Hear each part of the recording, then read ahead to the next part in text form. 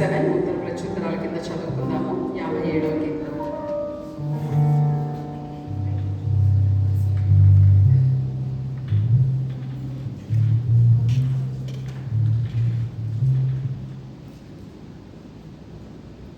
కీర్తనలు 57 ఉత్తర ప్రత్యుత్తరము చదువుకుందాం.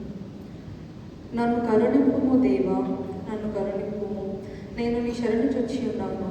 ఈ ఆపదలు తొలగిపోవు వరకు నీ రెక్కల నీడను శరణు చొచ్చి ఉన్నాను.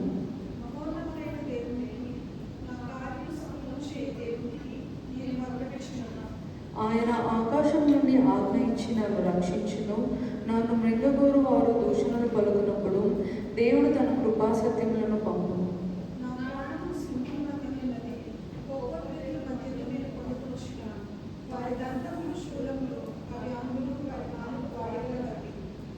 దేవా, ఆకాశము కంటే అత్యున్నతుడుగా నీవు కనపరుచుకును. నీ ప్రభావము సర్వభూమి మీద కనబడనిమ్ము.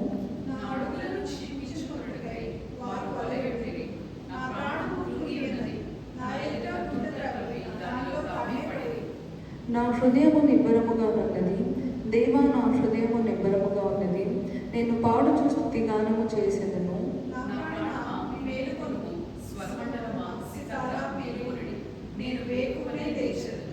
నీ కృప ఆకాశము కంటే ఎత్తైనది. నీ సత్యము మేఘమండలము వరకు వ్యాపించి ఉన్నది.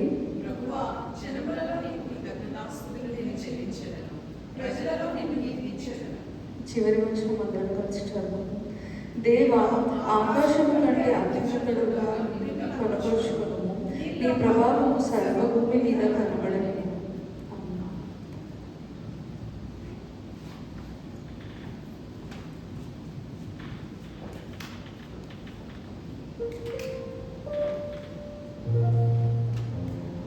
దయచేసి అందరూ కూర్చోండి.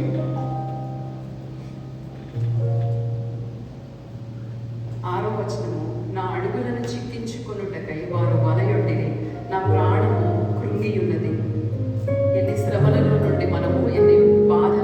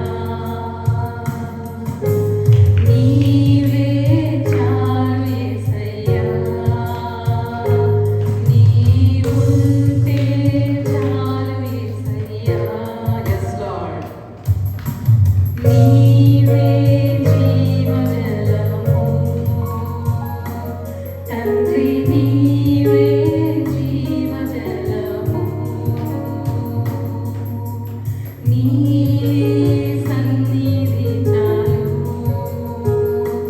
యేసు నీ సన్నిధి చాలు నీవే చాలు యేసయ్యా నీవే చాలు యేసయ్యా నీవుంటే చాలు యేసయ్యా నీవే చాలు యేసయ్యా నీవుంటే చాలు యేసయ్యా. అవును యేసయ్యా తండ్రి, నీవుంటే ప్రభువా మా జీవితంలో ఎటువంటి కష్టమునైనా ఎటువంటి శోధనలైనా వ్యాధి బాధలైనా ప్రభువా సమస్తమునైనా తండ్రి ఆయన నీ యందు మాకున్న విశ్వాసముతో నీకు మా పైన ఉన్న కృపతో మేము నాయన విజయాన్ని చూడగలము ప్రభు. నిన్ను విశ్వసించిన బిడ్డలను ప్రభు నా తండ్రి నీవు ఎన్నడైనా ప్రభు నా తండ్రి తలగానే ఉంచుతాను కానీ తోకగా ఉంచిందని మాటిచ్చినటువంటి దేవుడు వాగ్దానములు నెరవేర్చువాడానికి వందనాలేస్తే నీవు ఉంటే చాలు ప్రభు మా జీవితంలో. నీవే మా జీవదాతవు నాయన తండ్రి, నిన్ను మించిన దేవుడు లేడు ప్రభు నా తండ్రి. నీవే మా స్తుతి పాత్రుడు నాయన ప్రభు, నీకు వందనాలేస్తే స్తోత్రం నాయన తండ్రి. దయచేసి అందరం లేచి నిలబడినట్లయితే గడిచిన వారమంతయు దేవుడు తన రెక్కల చాటున మనల్ని భద్రపరుచుకున్నందుకు ఆయన రక్తములో మనకి ఆయన ఎంతగానో ఆయన రక్తములో మనల్ని ప్రోక్షించి ఆయన రక్తాన్ని మనకు దారపోసి ఆయన మనకు రక్షణ కలగజేసినందుకు గడిచిన వారమంతయు ఆయన రక్షణలో కాపుదలలో ఆయన రెక్కల చాటున మనల్ని భద్రపరుచుకున్నందుకు ఆయనకు స్తుతులు స్తోత్రాలు చెల్లించుకున్నాం. దేవా నీవు లేకుంటే నాయన ప్రభా, నీ సన్నిధి లేకుంటే ప్రభా మా కుటుంబాలు మేము నాయన ఏమాత్రము క్షేమముగా ఉండలేము తండ్రి. నాయన ఏ కష్టములో అయినా ఏ శోధనలో అయినా తండ్రి అని పిలిచిన వెంటనే ప్రభా నా తండ్రి మాకున్నటువంటి ప్రతి కష్టాన్ని నీ వీపున వేసుకుని ప్రభా మా భారం అంతటిని నీపై వేసుకుని ప్రభా మమ్మల్ని తేలికపరిచి మాకు విశ్రాంతిని దయచేయవాడు నీ ఒక్కడివే దేవా. నజరేయుడానికి వందనాలేసే, పునరుద్ధానడానికి వందనాలేసే. స్తోత్రం నాయన స్తోత్రం తండ్రి. అబ్రహాము ఇస్సాకు యాకోబుల దేవానికి వందనాలు దేవా. ఏ యోగ్యత లేనటువంటి మమ్ములను ప్రభా నీ బిడ్డలుగా ఎంచుకున్నావు నాయన, నీకు వందనాలు. అనుదినము నాయన ప్రభా నా తండ్రి నాయన ఎంత అవకాశం దొరికితే అంత అవకాశంలో నాయన ప్రభా నీకు దూరముగా నాయన ప్రభా మాకున్నటువంటి బిజీ లైఫ్స్లో ప్రభా మా పర్సనల్ యాటిట్యూడ్స్ తోటి మా పర్సనల్ ప్లాన్స్లోకి వెళ్ళిపోగలిగినటువంటి అవకాశాన్ని వెతుక్కునేటటువంటి మమ్ములను నాయన ముందుగానే పాపులమని ఎరిగినైనా మా కొరకు ఆ కల్వరి సిలువలో తండ్రి నీ రక్తాన్ని ధారపోసావు దేవానికి వందనాలు. ఎవరున్నారు యేసయ్యా ఈ లోకంలో?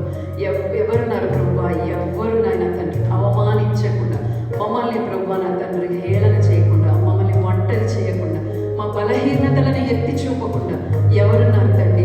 నీలా మమ్మల్ని ప్రేమించేవాళ్ళు, నీలా మమ్మల్ని క్షమించేవాళ్ళు, నీలా ప్రభువా నా తండ్రి మమ్మల్ని బలపరిచేవాళ్ళు ఎవరున్నారు తండ్రి? నీకు వందనాలు.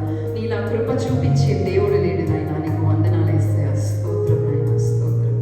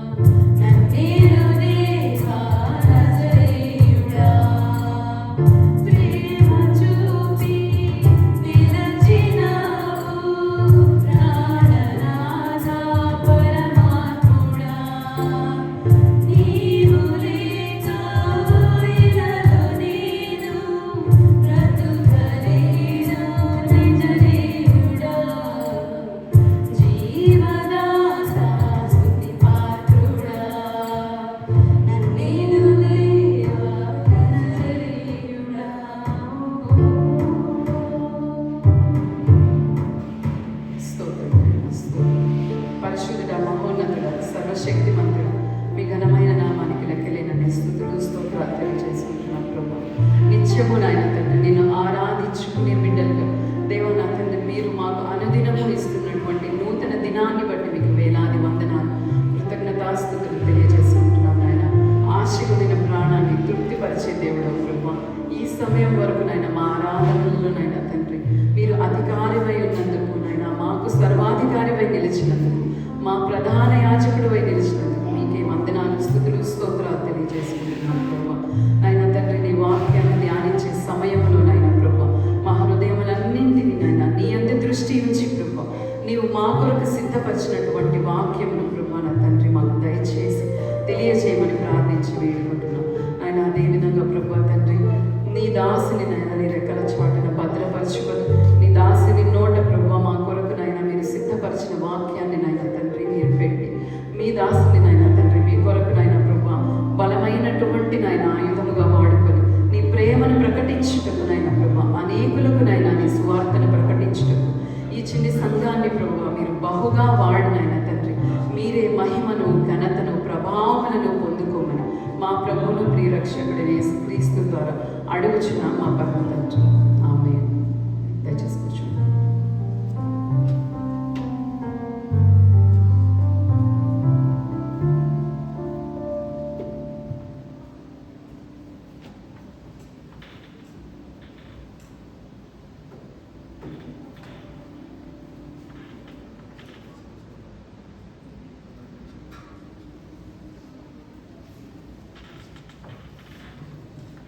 Praise the Lord.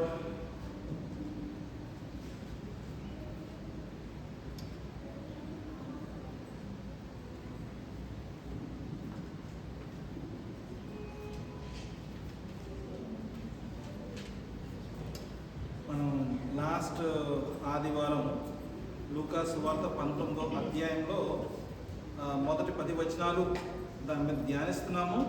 ఈరోజు కూడా ఇంచుమించుగా అదే చాప్టర్లో నుంచే ఇది నెలంతా కూడా అదే ప్యాసేజ్ని మనం ధ్యానించాలని పెట్టుకోవడం జరిగింది. చిన్న ప్రార్థన చేసుకుని మనము వాక్యంలోకి వెళ్దామండి. ప్రార్థన చేసుకుందాం.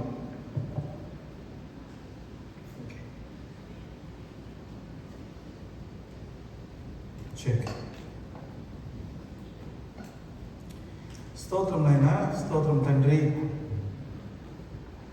నీ ఘనమైన నామానికి వేలాది వందనాలు, కృతజ్ఞతాస్తుతులు నాయన ప్రభువా.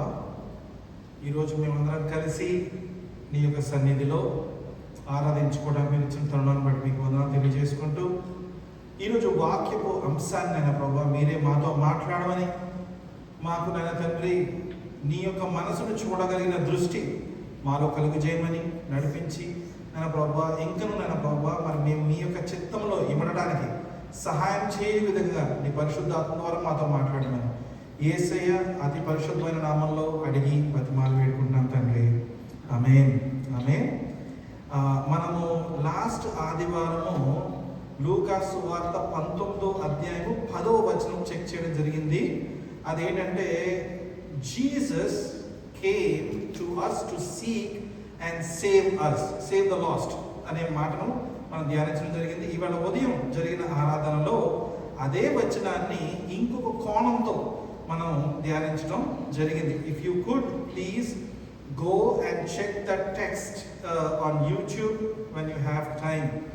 అయితే ఇప్పుడు ఈరోజు సాయంత్రపు ఆరాధనలో మనం లూకా సువార్త 19వ అధ్యాయము 5వ వచనాన్ని ధ్యానిద్దాం. లూకా సువార్త 19వ అధ్యాయము 5వ వచనము. అందులో ఏమని రాయబడినదంటే, and when Jesus came to the place, he looked up and said to Zacchaeus, hurry and come down, for I must stay at your house today.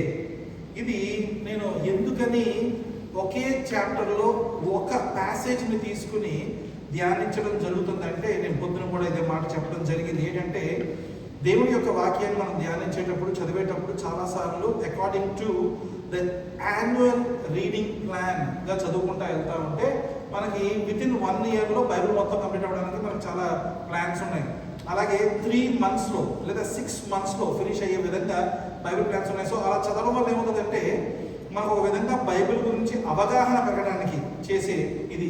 ఇంకోటి ఉంది, నేను పొద్దున్న మీద చెప్పడం మర్చిపోయిన విషయం ఏంటంటే ఒక 6 hours బైబిల్ నాలెడ్జ్. ఎలా అంటే బైబిల్కి సంబంధించిన సమస్త విషయాలు ఒక 6 గంటల సమయాన్ని కానీ మీరు కేటాయించగలిగితే బైబిల్లో ఉన్న ప్రతి అంశాన్ని గురించి మీకు ఒక నాలెడ్జ్ గెయిన్ అయ్యే విధంగా ఒక బర్డ్స్ ఐ వ్యూ షేర్ చేయగలిగిన వీడియో యూట్యూబ్లో ఉంది. నేను మీతో అది షేర్ చేసుకుంటాను తర్వాత. అయితే ఈరోజు మనం ఆలోచన చేసే విషయం ఏంటంటే దేవుడి యొక్క వాక్యాన్ని ఎన్నో విధాలుగా చూడొచ్చు, కానీ ఈరోజు నేను ప్రయత్నిస్తున్న అంశం ఏంటంటే the more deeper you get in to the word of God, the better you understand it. మనం ఎంత లోతుగా దాన్ని ధ్యానించడం మొదలు పెడితే ఆ మాటలో దివారాత్రములు నా యొక్క ధర్మశాస్త్రాన్ని వెతుకుడువాడు ధన్యుడు అనే మాటనే దేవుడు పలికినప్పుడు మనం అర్థం చేసుకోవాల్సిన విషయం అంటే He wanted us to go and dig deeper into His word. అయితే ఈ రోజున మనం ఒక చిన్న క్విక్ థింగ్ అండి, I think it's not updated on the internet. I'm sorry,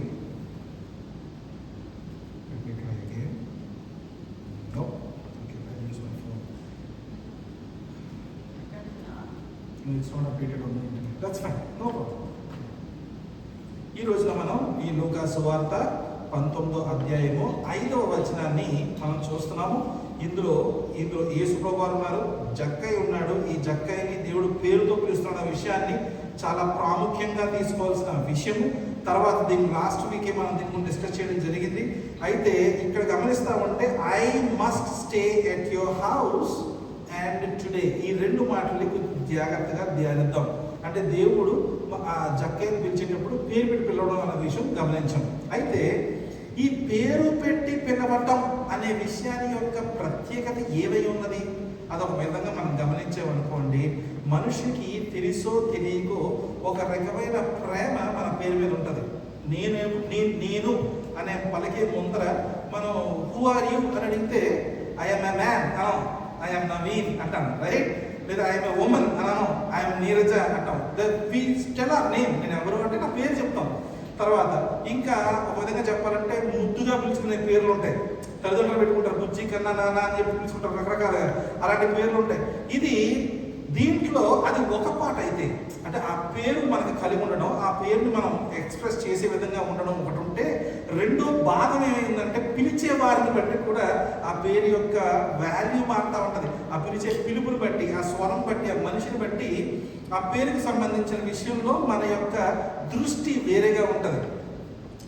భార్య భర్త బాగా కొట్లాడుతున్నారు, భార్యని భర్త పేరు పిలుస్తుంది, అప్పుడు దాకా నాన్న కన్నా బుజ్జి పిలుచుడు కాస్త పేరు పిలిచాడు. అంటే అర్థం ఏంటి, నీకు మీద నాకు కోపం ఉందని చెప్తా ఉన్నాడు ఇండైరెక్ట్గా. అప్పుడు దాకా నాన్న కన్నా బుజ్జి పిలిచేవాడు ఏం చేస్తాడు, ఆ రోజు పేరు పిలుస్తాడు, నిజా పిలుస్తాడు అనమాట. అలా పిలిచడం ఏమైంది దాంట్లో మనం చూసారా, సేమ్ మనిషి సేమ్ పిలుపు. షాపింగ్ తీసుకెళ్ళేటప్పుడు పిలిచేటప్పుడు పిలుపులు చాలా ఆనందంగా అనిపిస్తుంది, ప్రేమ అనిపిస్తుంది. చేయకపోతే కోపం కనిపించినప్పుడు పేరు పిలవడం. సో ఇది ఎగ్జాంపుల్గా చెప్తున్నాను నేను మీకు. విధంగా ఇంకో విషయం చూద్దాం. ఒకవేళ స్కూల్కి వెళ్ళాం, చిన్నప్పుడు స్కూల్కి వెళ్తా ఉంటే ఈ స్కూల్లో ఒక టీచర్కి ఒక మాట పలకటం రాదు. అందులో దౌర్భాగ్యం ఏంటంటే మన పేరులో ఉన్న ఒక మాట ఒక సిలబల్ పలకడం రాదు. ప్రతిసారి తప్పు పిలుస్తాను అనుకున్నాం. క్లాస్లో పిలిచేటప్పుడు మన పేరు ఏదైతే ఉందో దాన్ని పిలిచేటప్పుడు ఒక మాట తప్పుగా పిలవడం మొదలుపెట్టారు. అది ఎలా ఉంటుంది? It is a sense of discomfort in our mind. మనం పిలిచేటప్పుడు ఏంటిది, నా పేరు సరిగ్గా పిలవడం రాదేంటికి, నా పేరు కావాలనిపిస్తుందేమో అనే రకమైన ఆలోచన. అయితే ఇప్పుడు అదొక ఎగ్జాంపుల్. రెండో ఎగ్జాంపుల్ ఏంటంటే, మనం చాలాసార్లు కాఫీ షాప్కి వెళ్తుంటాం. కాఫీ ఆర్డర్ చేసినప్పుడు చేస్తారంటే అక్కడ కప్ తీసుకుని what is the name on the order అని అడుగుతాడు. మన name on the order. Indians అయితే ఈజీగా అర్థం చేసుకుంటే మన పేరు అని చెప్పాం అనుకోండి, శేఖర్ అని పేరు చెప్పాం అనుకోండి, అందులో షేక్ హర్ అని రాశాడు అనుకోండి, పేరు ఎంత మీనింగ్ మారిపోయింది.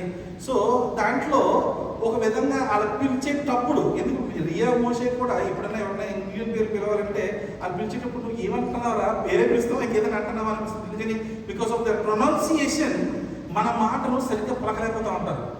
ఇప్పుడు ఎటువంటి దౌర్భాగ్యంలోకి వచ్చామంటే, మనం ఒకవేళ మన పేరు తల్లిదండ్రులు పెట్టిన పేర్లు పలకలేని పరిస్థితులు ఎదుర్కొంటూ ఉంటే వాళ్ళకి ఈజీ అవ్వడానికి నీ పేరు ఏంటంటే జాన్, నీ పేరు డేవిడ్, అలా మనం సూడో నేమ్స్ పెట్టుకుని చెప్పడం జరుగుతూ ఉంటుంది.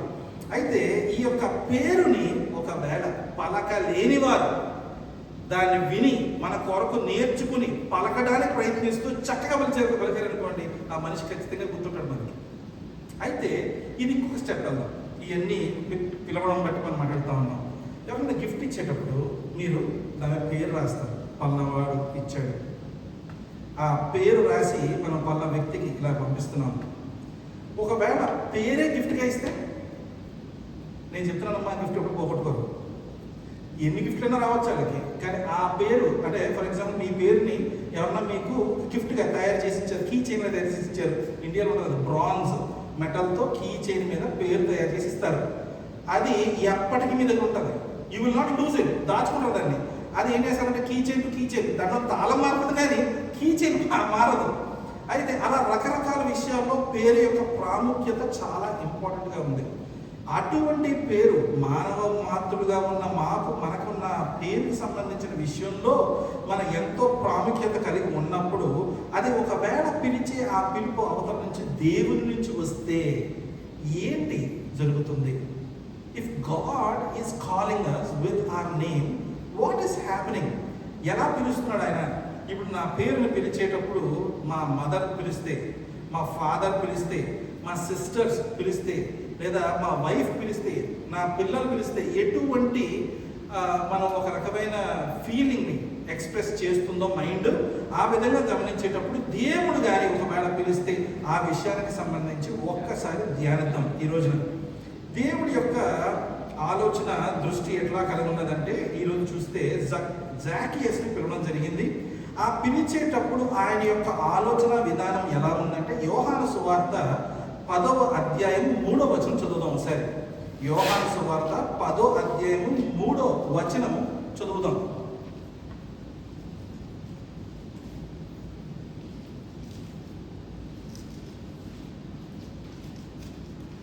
అంటే ఆయన పిలిచినప్పుడు, యేసు ప్రభువు వారు పిలిచినప్పుడు, ఆయన పిలిచిన పిలుపులో ఏముంది?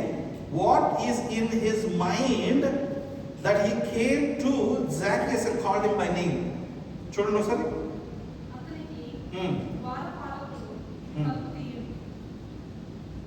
యోహాను సువార్త 10వ అధ్యాయం 3వ వచనం చదవండి. ఆహా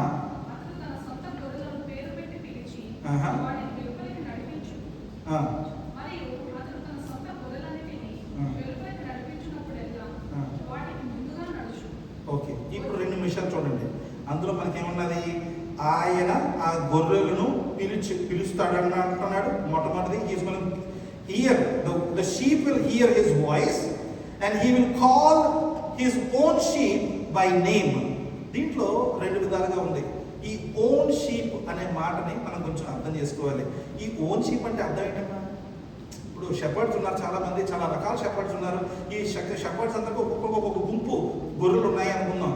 దాంట్లో ఏ షెపర్డ్ పిలిస్తే ఆ గుంపు మాత్రమే వస్తుంది. బికాజ్ వాడు పిలిచే విధానం, పిలిచే సౌండ్, వాడి యొక్క వాయిస్ని బట్టి అవి రికగ్నైజ్ చేస్తాయి. బట్ అక్కడ యేసు ప్రభువు మాట్లాడుతున్న మాటలో గమనిస్తే ఎందుకని నా షీప్ అని అంటున్నాడు?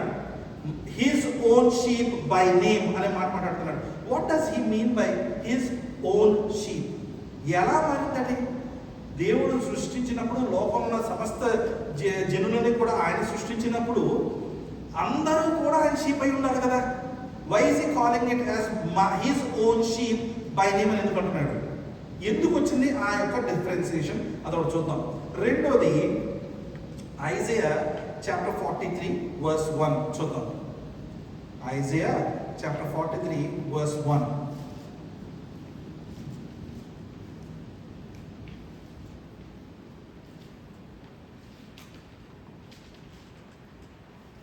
అయితే యాకోబు నిన్ను సృజించిన వాడకు యెహోవా, ఇశ్రాయేలు నిన్ను నిర్మించిన వాడు ఇలాగు సెలవిచ్చుచున్నాడు, నేను నిన్ను విమోచించి ఉన్నాను, భయపడకుము, పేరు పెట్టి నిన్ను పిలిచి ఉన్నాను, నీవు నా సొత్తు.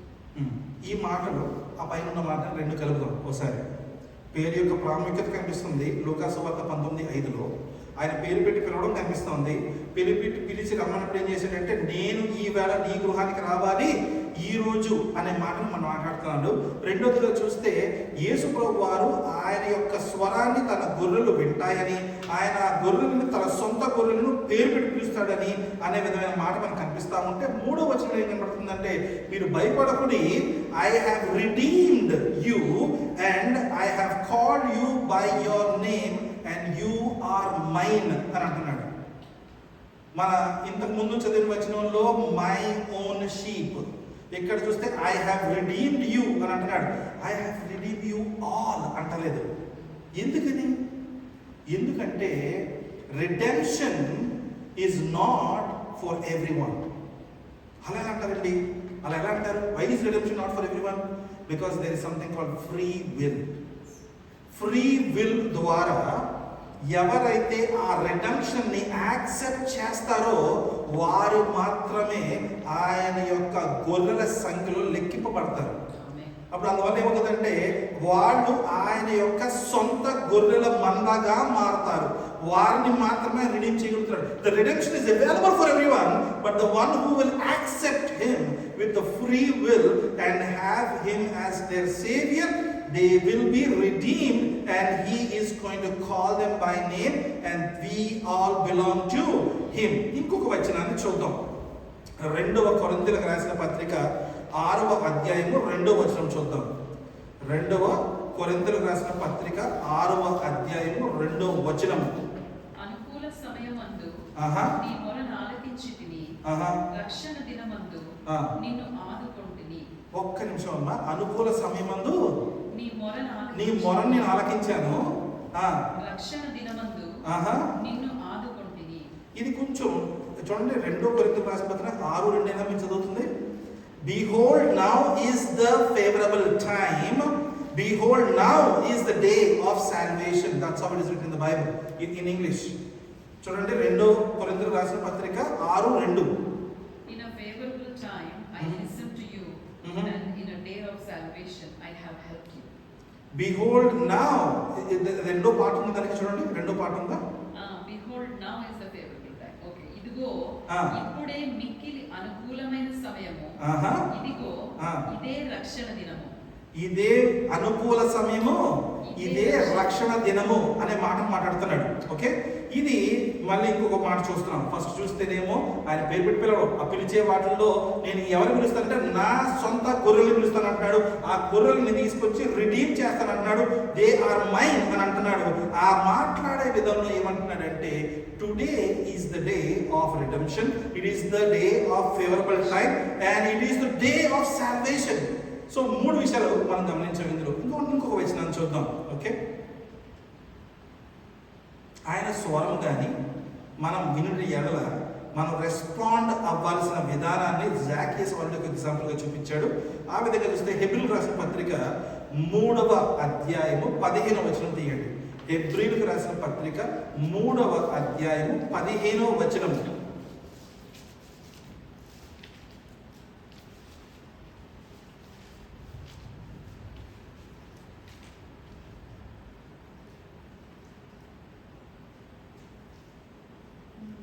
అంటే 13 to 15 ఉంది.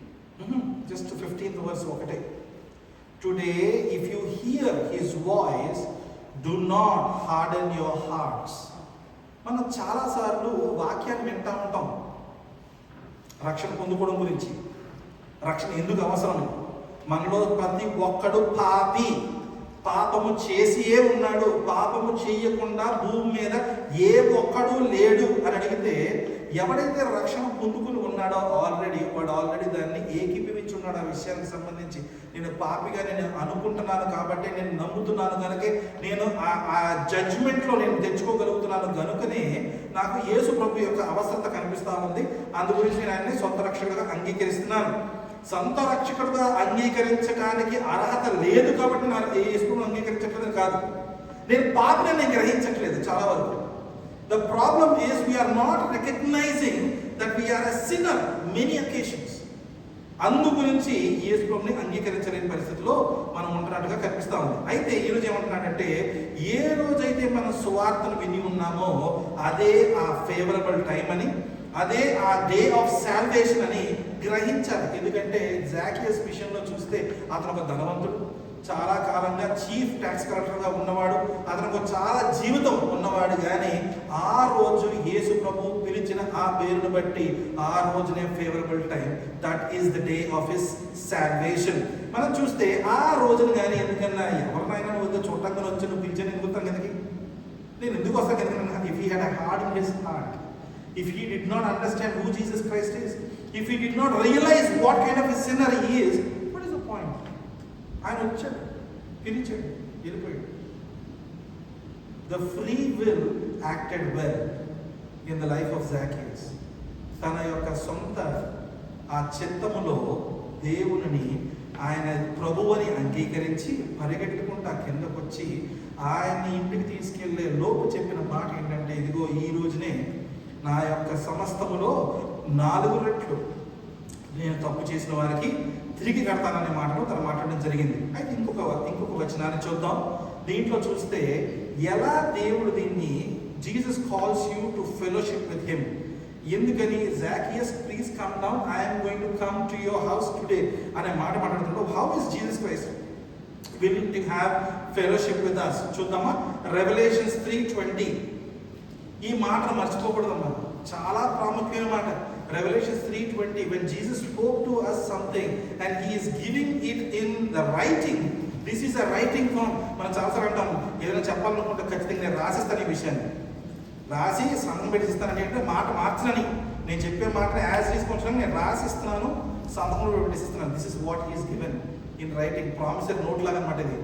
చదవండి, Revelations 3:20. Behold, I stand at the door and knock. చదవండి. ఇదిగో నేను తలుపు నొద్ద నిలుచుండి తట్టుచున్నాను. ఎవడైనను నా స్వరము విని తలుపు తీసిన ఎడల నేను అతని యొద్దకు వచ్చి అతనితో నేనును నాతో కూడా అతడును భోజనం చేయుదుము. వండర్ఫుల్. ఓకే, సో ఇప్పుడు ఈ జాకియస్ జీవితంలో ఏ విధంగా దేవుడు వచ్చి పిలవడం, ఆయన మాట్లాడడం, నువ్వు నా సొంత గొర్రెల మంద, నేను నిన్ను రిడీమ్ చేశాను, నేను నీకు ఈవేళ సాల్వేషన్ని ఈ రోజే ఇస్తున్నాను అనే విధమైన మాటలు మాట్లాడుతూ ఆయన చెప్తున్న విషయం ఏంటంటే, ఆయన వచ్చి తట్టిన ఆ ద్వారాన్ని తెరవగలిగిన పరిస్థితిలో, విని అర్థం చేసుకోగలిగిన పరిస్థితిలో మనల్ని మనం పెట్టుకోవడం ఎంతో ప్రాముఖ్యంగా కనిపిస్తూ ఉంది. ఇంకొక వచనం చూద్దాం. ఈ ట్రాన్స్ఫర్మేషన్ ఆఫ్ లైఫ్ గురించి చూస్తే 2 కొరింథీయులకు రాసిన పత్రిక 5వ అధ్యాయము 17వ వచనం తీయండి. 2 కొరింథీయులకు రాసిన పత్రిక 5వ అధ్యాయము 17వ వచనము. కాగా ఎవడైనను క్రీస్తు యందున్న ఎడల వాడు నూతన సృష్టి, పాతవి గతించెను, ఇదిగో క్రొత్తవాయెను. ఈ మాటను తీసుకొచ్చి జాకియస్ జీవితంలో అప్లై చేయండి ఒకసారి. ఏ నిమిషమైతే యేసు ప్రభువారు తన గృహానికి వచ్చి ఉన్నాడో తన పాత జీవితాన్ని సంపూర్ణంగా విడిచిపెట్టి ఒక నూతన సృష్టిగా జాకియస్ మారినట్టుగా మనకు కనిపిస్తూ ఉంది. ఓకే, ఇప్పుడు దీంట్లో ఒక్కసారి మనం ఇక్కడ ఆపుదాం, ఎందుకంటే చాలా బాగుందండి కథ. జక్కయ్య కథ బాగుంది, ఆ సికమోర్ ట్రీ కథ బాగుంది, తర్వాత యేసు ప్రభువారి గారి కథ ఇంకా బాగుంది, ఆయన రావడం బాగుంది, ఆయన వచ్చాడండి, పిలిచాడండి, తర్వాత జెరూసలేంకి వెళ్ళాడు, అయిపోయింది ఆ స్టోరీ. ఆయన సిలువేశారండి, చనిపోయాడు. యేసు ప్రభువారి స్వరం నాకు వినిపించట్లేదండి, ఆయన పిలుస్తున్నాడు అనుకుంటా, నాకైతే వినిపించట్లేదు. I cannot hear and see that Jesus is calling my name anymore to every one who is not saved. This may be a question. యేసు ప్రభు పిలుస్తున్నాడా? ఆయన స్వరాన్ని నేను ఎలా వింటాను, ఆయన మందలో నేను ఎలా చేరుతాను అనే విధంగా ఆలోచన వచ్చినప్పుడు, ఇప్పుడు యేసు ప్రభు యొక్క స్వరము ద్వారా ఆ రోజు జాకియస్ని డైరెక్ట్గా పిలిచిన యేసు ప్రభు ఈ రోజున ఉన్న ఆ గొర్రెల్ని ఎలా పిలుస్తున్నాడు గమనిద్దాం ఒకసారి. మనం ఉదయం జరిగిన ఆరాధన సమయంలో గమనించిన విషయం ఏంటంటే, యేసు ప్రభు గారు ఆరోహణం అయ్యే సమయంలో శిష్యులకు ఒక పని చెప్పాడు. మీరు లోకములో ఉన్న సమస్త go to all nations and make disciples అన్నాడు. మత్తయి సువార్త 28వ అధ్యాయము 19-20 వచనాలు ఒకసారి చదవండి. మత్తయి సువార్త 28వ అధ్యాయము 19-20 వచనాలు. Go to the end of the earth to all nations and make disciples in the name of the Father, Son and the Holy Spirit and baptize them. చదవండి.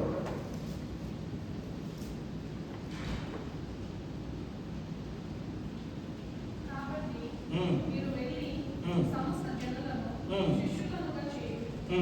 తండ్రి యొక్కయు కుమారుని యొక్కయు పరిశుద్ధాత్మ యొక్కయు నామములోనికి వారికి బాప్తిస్మం ఇచ్చుచు నేను మీకు ఏ సంగతులను ఆజ్ఞాపించుచున్నానో వాటన్నిటినీ కైకొనవలెనని వారికి బోధించుడి. ఇదిగో నేను యుగ సమాప్తి వరకు సదాకాలము మీతో కూడా ఉన్నానని వారితో చెప్పాను. ఇప్పుడు ఒక నిమిషం అమ్మా, అంటే దేవుడు పలికిన మాటలు యేసు ప్రభువారు తీసుకొచ్చి తన యొక్క శిష్యులైన 12 మంది శిష్యులు చెప్పిన తర్వాత దాంట్లో ఒకడు పడిపోతాడు, దాని రిప్లేస్మెంట్గా మాథియస్ని తీసుకుంటారు.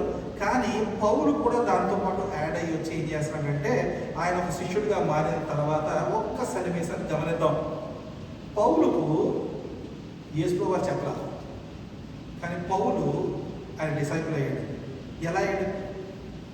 చాలా అనుకుంటారు 12 మంది శిష్యులకి యేసు ప్రభువారు ఇచ్చిన ఆజ్ఞ, ఆయన ఆరోహణ అవుతున్నప్పుడు ఇదిగో భూమి మీద ఉన్న సమస్త జనులను మీరు శిష్యులుగా చేయండి అని అన్న మాట మాట్లాడేటప్పుడు 12 మంది శిష్యులకి మాత్రమే చెప్పిన మాట. అంటే అక్కడ జూడస్ ఇస్కరేత్ చనిపోయాడు, ఆయన ప్లేస్లో వీళ్ళు they casted lots and got in Matthias, right? మత్తయిని తీసుకుని వస్తారు.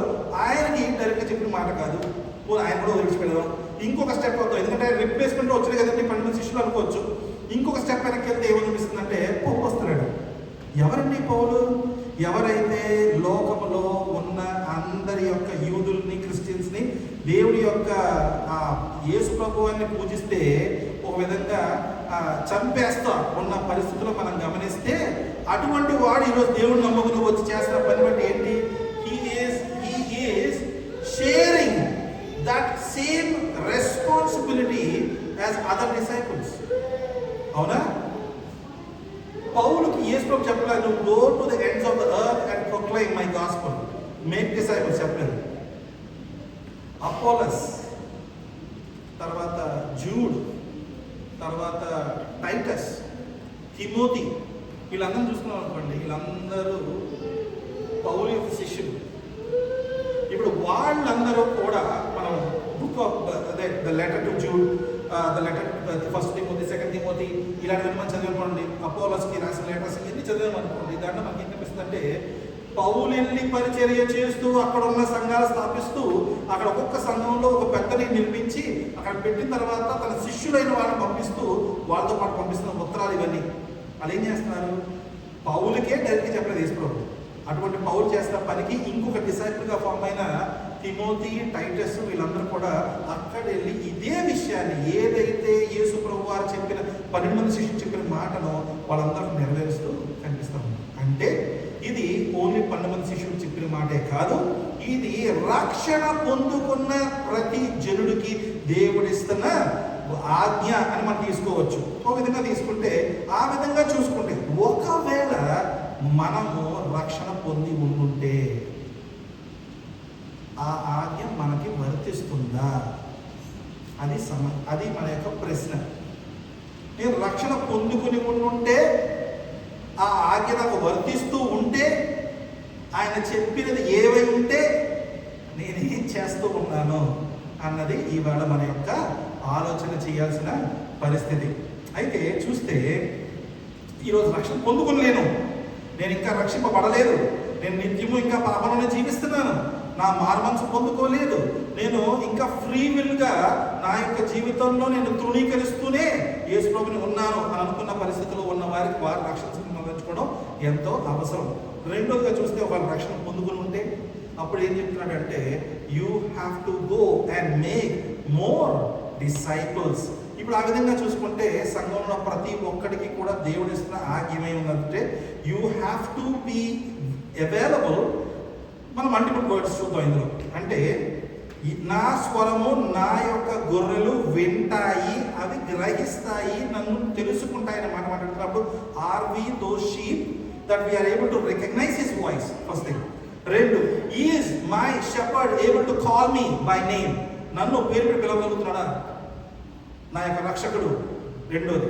మూడోది, ఆయన పిలవగలిగినప్పుడు నేను అటువంటి ఆ సువార్తను తీసుకుని వెళ్ళి వేరే వారికి ప్రకటించగలుగుతున్నానా అనేది మూడవ ప్రశ్నగా కనబడతా ఉంది.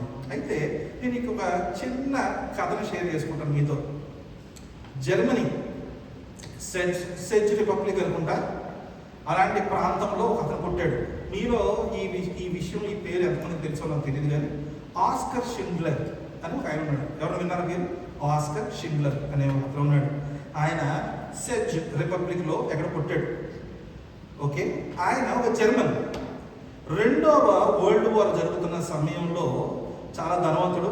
ఆయన ఏం చేశాడంటే, ఈ జర్మనీ దేశస్తులు రకరకాల దేశాలకు వెళ్ళి చాలా యుద్ధాలు జరుగుతున్న సమయంలో ఇజ్రాయెల్ రాజ్యాన్ని పూర్తిగా అడగదొక్కి హిట్లర్ ద్వారా కానీ లేకపోతే ఆ రెండో వరల్డ్ వార్లో జరుగుతున్న విషయంలో వాళ్ళు చాలా మంది యూదుల్ని చంపేస్తున్నారు, జూయిష్ పీపుల్ని చంపేస్తా ఉన్నారు. ఈ ఆస్కర్ షిండ్లర్ అనేవాడు బాగా ధనవంతుడు. అతను ఏం చేస్తాడంటే, ఎలాగా ఈ యొక్క దేశంలో చాలా యుద్ధం జరుగుతుంది, వారికి చాలా వరకు యుద్ధం జరిగేటప్పుడు చాలాసార్లు అనుకుంటామంటే మనం డిస్ట్రక్షన్ పార్టీ చూసుకుంటాం, కానీ అది చాలా మందికి profitable business. War is a profitable business. యుద్ధం చేసే వారికి ఓ విధంగా ఆయుధాలు సప్లై చేయడం ఇట్స్ అ ప్రాఫిటబుల్ బిజినెస్. కొట్టుకున్నారు, ఇద్దరు కొట్టుకున్నారు, ఇడిగొక తడగొక తమ్మేలు అనుకోండి, ఇద్దరు కొనుక్కుంటారు, యుద్ధం చేస్తారు కనుక. సో ఆ విధంగా చూసుకుంటే అది ఒక ప్రాఫిటబుల్ బిజినెస్గా. రెండోది, ఆ దేశంలో ఎంత డిస్ట్రక్షన్ జరుగుతుందో వాళ్ళకి ప్రతి ఒక్కరికి ఫుడ్ సప్లై కావాలి, లేదంటే వాళ్ళకి ఇంట్లో కావాల్సిన సామాన్లు కావాలి, అంటే రకరకాల విషయాలు ఉంటాయి. So they can import it and cell to those people. ఆ విధంగా కానీ is a good business man. అతను ఏం చేస్తాడంటే, జర్మన్ కాబట్టి అతనికి ఆ యొక్క రైట్స్ని ఆ అధికారం ఇచ్చింది ఆ గవర్నమెంట్. ఇస్తే he start doing business. Oskar Schindler he is not a good man. అతను మంచి వ్యక్తి కాదు. చాలామంది స్త్రీలతో సంబంధం కలిగి ఉన్నవాడు. తన భార్య అది నుంచి తను విడిచిపెట్టి వెళ్ళిపోయింది. ఓ విధంగా చూస్తే Oskar Schindler is a very, ఎలా అంటే తను చాలా సెల్ఫిష్ మెంటాలిటీ కలిగినవాడు. అయితే ఇతను ఏంటంటే ఆ యొక్క యూదుల్ని పనివారిగా తీసుకుని, స్లేవ్స్లా తీసుకుని తన యొక్క ఫ్యాక్టరీలో పనిచేయించుకుంటా ఉండడం జరిగేది. అయితే ఇతను ఏం చేశాడంటే, over a period of time ఒక యూదుడు అకౌంటింగ్ డిపార్ట్మెంట్ని హ్యాండిల్ చేసే విధంగా వచ్చి అందరు పనిచేయడం మొదలుపెట్టాడు. ఈ అకౌంటింగ్ డిపార్ట్మెంట్లో పనిచేసేవాడు ఏం చేశాడంటే, మెల్లగా ఎవరైతే యూదుల్ని, అంటే యూదులు ఉన్నారు, వేరే వేరే దేశస్తులు ఉన్నారు, వీళ్ళందరినీ కూడా అందులో తీసుకోవచ్చు ఆ ఫ్యాక్టరీలోకి. ఏం చేశాడంటే మెల్లిగా ఇతను యూదులు తీసుకొచ్చి పనులు పెట్టడం మొదలుపెట్టాడు. ఆ జర్మన్ అధికారులు ఆ వార్ ఎవరైతే రూల్ చేస్తా ఉన్నారో వాళ్ళకి చూసినప్పుడు ఆ పని చేత కాకుండా ఉంటే షూట్ చేసి చంపేస్తారు. అటువంటి పరిస్థితుల్లో ఉన్న వాళ్ళకి ఏం చేశాడంటే, జాగ్రత్తగా పని నేర్పించాడు. ఆ యూదులందరికీ ఎంతమంది అయితే పెట్టుకున్నాడో అందరికీ పని నేర్పించడం మొదలుపెట్టాడు. ఒక రోజుకి ఆస్కర్ షిండ్లర్ అర్థమైపోయింది, ఇతను జాగ్రత్తగా యూదులు తెచ్చి పనులు పెడతాడని విషయం అర్థమైంది. జ్యూస్ని పెట్టుకుంటాడు పనిలో అని చెప్పి చూసేటప్పటికి అతను అనే మాట ఏమైనా ఉంటుందంటే, ఆటోబయోగ్రఫీ యాక్చువల్లీ మూవీ కింద కూడా తీశారు. బట్ నేను ఆ బుక్లో చదివిన విషయం ఏంటంటే, ఆయన ఏమంటాడంటే, నీకు పని చేయడం కావాలి మనుషులు, నేను మనుషులు తెచ్చి పెడుతున్నాను, నీ పని డిలే అయితే నన్ను కంప్లైంట్ చేయి, నువ్వు అనుకుంటా నాకు క్వాలిటీ పడి లేకపోతే నాకు కంప్లైంట్ చేయి, లేదా నీకు మ్యాన్ పవర్ సరిపోకపోతే నాకు కంప్లైంట్ చేయి, ఉన్నవాడు సరిగ్గా పని చేయకుండా జీతాలు అనవసరంగా తీసుకుంటే కంప్లైంట్ చేయి. అది తప్ప నీకు అన్ని అనుకున్న విధంగా నీ బిజినెస్ కావాల్సిన విధంగా పని జరుగుతున్నప్పుడు నువ్వు ఎందుకు పట్టు పెడుతున్నావు అనే విధంగా అనుకున్నప్పుడు ఒక రోజున ఒక లేడీ వచ్చి ఒక ఆస్కర్ షిండ్లర్ని అడుగుతుంది. బయట అందరూ అనుకుంటున్నారు, you are a saviour, can you give me a job అని అడుగుతుంది. ఒక యూదురాలు అనమాట, ఒక జూయిష్ కమ్యూనిటీ నుంచి ఒక లేడీ వచ్చి ఆయన అడుగుతుంది. Everybody outside is thinking you are a saviour. ఎందుకంటే ఆస్కర్ షిండ్లర్ చేసే పని ఏంటంటే, ఆ ఫ్యాక్టరీలో పనిచేసేవాడు ఎవరిని కూడా మిస్ట్రీట్ చేసేవాడు కాదంట, అందరికీ ఆహారం ఇచ్చేవాడంట, రెస్ట్ ఇచ్చేవాడంట. వీళ్ళందరూ కూడా ఈ యూదుల ఫెస్టివల్స్ చేసుకోవడానికి పర్మిషన్ ఇచ్చాడంట. సో ఆ ఫ్యాక్టరీలో ఉన్నవాడు చక్కటి జీవితాన్ని కొనసాగిస్తున్నారు, బయట ప్రపంచం అంతా కూలిపోతా ఉంది, ప్రతి వాడిని చంపేస్తున్నారు. ఆ మాట విన్న తర్వాత అతనికి ఎటువంటి పరిస్థితి వస్తుందంటే, ఏంటిది, ఎందుకు అనుకుంటున్నారు ఇదే విషయం కానీ జర్మన్స్ వింటే, ఒక జర్మన్ అయ్యుండి కూడా ఆ యొక్క యూదుల్ని కాపాడుతారనే విషయం కానీ బయటకు తెలిస్తే అతని పరిస్థితి ఏంటి? అటువంటి పరిస్థితుల్లో వెళ్ళి చెక్ చేసుకుంటాడు. ఆ రోజు చూసేవాడికి కొన్ని వందల సంఖ్యలో వాళ్ళు తన ఫ్యాక్టరీలో ఈ యూదులు ఉన్నట్టుగా కనిపించింది. సో వాళ్ళ దగ్గరికి వెళ్ళి ఏం చేస్తుంటే అడుగుతాడు, what you think about me, what you think about me, what you think about me అని అడుగుతాడంట. అందరూ కూడా your a saviour, your a saviour, your a saviour అని ప్రకటన. అతనేంటి అందంగా కనిపించిన ఆడపిల్లడు దాంతో ఈ సంబంధాన్ని పెట్టుకునే లాంటి మనస్తత్వం కలిగిన వాడు. పని బాగా చేస్తున్నారు, బిజినెస్ వస్తుంది, డబ్బులు వస్తున్నాయి, సంపాదించుకున్నాను, మేకింగ్ లాట్ ఆఫ్ మనీ అని అనుకునే ఇలాంటి మనస్తత్వం కలిగిన వాడు. అలాంటి వాడికి ఇలా జరుగుతాం చాలా ఆశ్చర్యం వేసింది. మా ప్రార్థనలలో నిన్ను జ్ఞాపకం చేసుకుంటున్నాం, మేము నిన్ను పంపించినందుకు మా దేవుడిని మేము కనపరుస్తున్నాము అని మాట మాట్లాడారంటాడు. ఆ మాటలు అతని మైండ్కి మధ్యకి అర్థం కాలేదు, ఏం జరుగుతుందని. ఓవర్ పీరియడ్ ఆఫ్ టైం వచ్చినప్పటికీ ఆ యుద్ధము కొనసాగే విధానంలో చాలా మార్పులు వచ్చి అలా ఏం చేశారంటే యూదుల్ని, దాన్ని మనం చూస్తే గూగుల్లో చూస్తే అర్థం ఉంది, హాలోకాస్ట్ అంటారు. హాలోకాస్ట్ అంటే ఏంటంటే ఈ ఎవరన్నా షూట్ చేసి చంపాలంటే ఆ బుల్లెట్ యొక్క వాల్యూ చాలా ఎక్కువ, ఎందుకంటే బుల్లెట్స్ కొనుక్కోవాలి, ఆ కొని వాళ్ళు షూట్ చేయాలి కదా. చంపే విధానంలో ఒక జర్మన్ అధికారి ఏం చేశారంటే ఈ బ్రాట్ అ న్యూ సిస్టమ్. ఎలా అంటే మరి బాబు మీరు షూట్ చేసి కాల్చబాకంటారు వెళ్ళి, ఎందుకంటే ఎంతమంది కలుపుతారు, ఒక బుల్లెట్తో ఒక కలుపుతో తీసుకున్న బుల్లెట్ లోపల తీసుకోవడం యారో right. So put them all in a bunker and just put lit up gas, అంటే చాలా కెమికల్తో ఉన్నది, ఊపిరి ఆడకుండా చనిపోయే విధంగా బంకర్స్ తయారు చేయండి అండర్ గ్రౌండ్లో, అందులో దోసేయండి, లోపల గ్యాస్ వేసేయండి, విత్ ఇన్ 1.5 hours చచ్చిపోతాడు మొత్తం. సో ఈ గేమ్ దిస్ ఐడియా. అప్పటి నుంచి మొదలుకొని కొన్ని వందల వేల సంఖ్యలో అక్కడ యూతుల్ని చంపేయడం జరుగుతుంది. ఎవడైతే పనికొస్తాడో వాడు బతుకుతాడు. పనికిరావడం ఏంటంటే బలంగా ఉండి ఏదన్నా కన్స్ట్రక్షన్ వర్కర్గా ఏదన్నా ఎక్విప్మెంట్ రన్ చేయగలిగే విధంగా ఉంటే బతుకుతాడు, లేదా చచ్చిపోతాడు. ఆ సమయంలో క్రైస్తవుడు కానీ మంచివాడు కానీ ఏ మనస్తత్వంలో మానవత్వం అన్నది ఏమీ లేకుండా బిజినెస్ పరంగా మాత్రమే ఉండే ఆస్కర్ షెండల్ మనసులో ఏమొచ్చిందంటే ఒక రకమైన ఆలోచన కలిగింది. తన దగ్గర డబ్బు ఉంది, ఫ్యాక్టరీలో పని ఉంది. He started asking people, can you recruit more, bring more people అని చెప్పంటే వాళ్ళు రకరకాల విధాలుగా దే ఇంక్రీజ్డ్ ద బిజినెస్. అంటే లాభదాయకంగా లేకపోయినా కూడా, డబ్బులు సంపాదించకపోతున్నా కూడా అతను ఏం చేశాడంటే ఈ increased his factory size, he brought new equipment and included many more people. వినడానికి చాలా సింపుల్గా ఉంటుంది. ఒక యుద్ధములో రోజుకి ఇంతమంది చంపేసే ఒక యుద్ధ పరిస్థితిలో ఉన్నవాడు ఆయన జీవిత కాలంలో ఆ ప్లేస్లో బతికినంత కాలంలో 1200 మందిని కాపాడాడు. 1200 మందిని అతను కాపాడాడంట. అతను కాపాడి ఏం చేశాడంటే వాళ్ళందరినీ పనిలో పెట్టుకొని ఎవరైతే ఆ ఫ్యాక్టరీలో మిగిలారో వాళ్ళెవరికి చావు చూడలేదు. వాళ్ళందరూ చక్కగా భోజనం చేస్తూ ఉన్నారు, వాళ్ళ యొక్క ఫెస్టివల్స్ రన్ చేసుకుంటూ ఉన్నారు. వాళ్ళల్లో లేవీయుల సంఘం నుంచి వచ్చిన వారు ఆ యొక్క దేవుడికి అర్పణలు అర్పిస్తూ వాళ్ళ యొక్క జూయిష్ కమ్యూనిటీకి సంబంధించినవన్నీ కూడా వాళ్ళు చేయగలుగుతున్న పరిస్థితుల్లో ఆస్కర్ షెండల్ ఉన్నవాడు ఎటువంటి విధంగా తయారైందంటే he has become a beacon of light for all of them. ఆయన ఏం చేశాడంటే 1200 మంది కాపాడాడంట. 2 విషయాలు చూసి ఈరోజు వాక్యాన్ని ముగించుకున్నాం. Brother, if you could please play the video. ఒక 2 నిమిషాలు ఈ వీడియో చూద్దాం. మీలో ఎవరన్నా ఈ వీడియో చూస్తుంటారో లేదో నాకు తెలియదు, కానీ most if you can go switch off the lights. Brother, can you play the video? It's only 1 minute 46 seconds.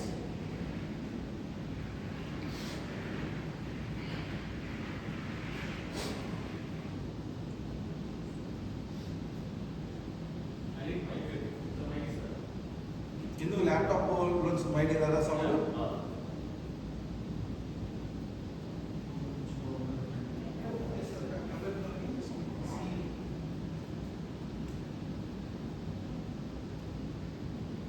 Maximize it.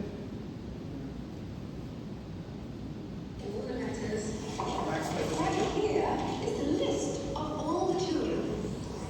This is Vera Diamond. Now, Vera Gissing. We did find her name on his list. Vera Gissing is with us here tonight. Hello, Vera. And I should tell you that you are actually sitting next to Nicholas Winton. And it was just so wonderful, so terribly touching.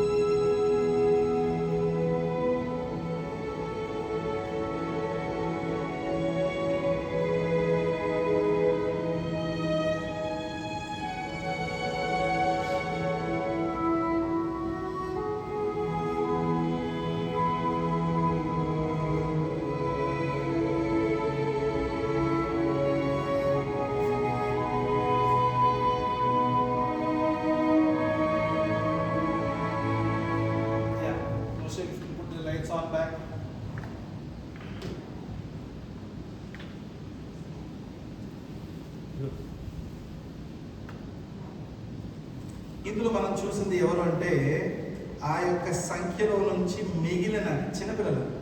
అంటే ఆ రోజుల్లో బతికి బయటపడిన వాళ్ళు ఉన్నారు కదా, అందులో పెద్దవాళ్ళు ఉన్నారు, మిడిల్ ఏజ్ ఉన్నారు, చిన్నపిల్లలు ఉన్నారు. ఆ మిగిలిన చిన్నపిల్లలు వీళ్ళంతా ఇంకా survivors.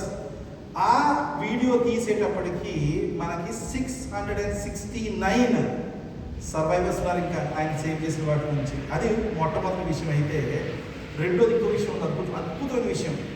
Can you Google brother, can you Google Oskar Schindler's funeral location లేదా బరియల్ లొకేషన్? అసలు గూగుల్ చేయండి.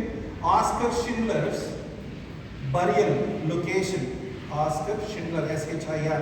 ఈ రెండు మూడో పేరు రెండోది జర్మన్ ఇండస్ట్రియలిస్ట్. మీరు ఇక్కడ చూస్తే బ్రదర్ ఇక్కడే ఉంటుంది డేటా ఉంటుంది. దాని యొక్క ఇది చూడండి. Open that. Yes, open that అమ్మా. Look for his burial spot. Grave అని చూడండి. లేదా scroll down little bit, you will see it somewhere here.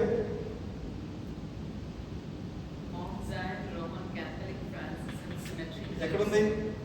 Jerusalem. ఎక్కడ చదువుతున్నది? ఇక్కడ ఉంటుంది. You just you go search for his burial spot. Burial అని కొట్టండి, బరియల్ సైట్ కొట్టండి. Site SITE. అది ఎక్కడ చదవండమ్మా? Do you know where it is? Jerusalem. Map కూడా కొట్టచ్చు. మ్యాప్ కొట్టండి ఒకసారి. మూడోదిగా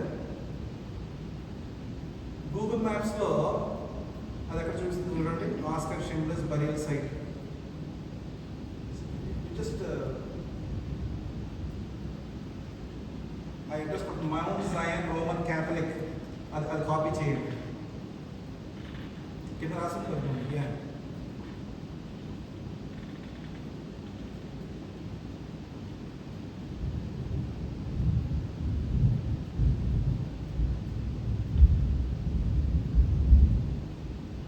జూమ్ అవుట్. ఇది మన పక్కన ఉన్న మౌంట్ క్యాథలిక్ చేస్తున్నారు. తీసుకోండి ఎక్సెస్. Copy that. కంగారు పడద్దు, స్లోగా చేయండి. కాపీ.